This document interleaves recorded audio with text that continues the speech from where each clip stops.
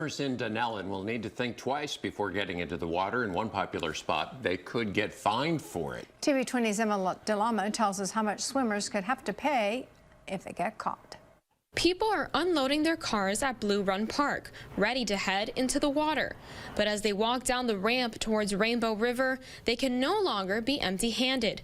Dunnellon City Council members unanimously approved a city ordinance limiting who can go swimming in these waters. The document says the ramp is for paddlers and tubers entering or exiting the river, prohibiting swimmers from using the access ramp without a watercraft. Under this ordinance, people are not allowed to use this ramp to go swimming. Council members say safety concerns and congestion at the ramp are just some of their reasons for changing the rule.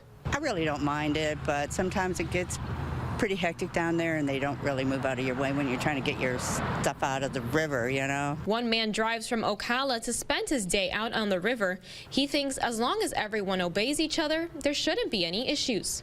The watercraft coming and going here, I know, is a lot, but it's still a spot for everybody, and it should stay that way. The ordinance is now in effect after the council unanimously passed the motion Wednesday night.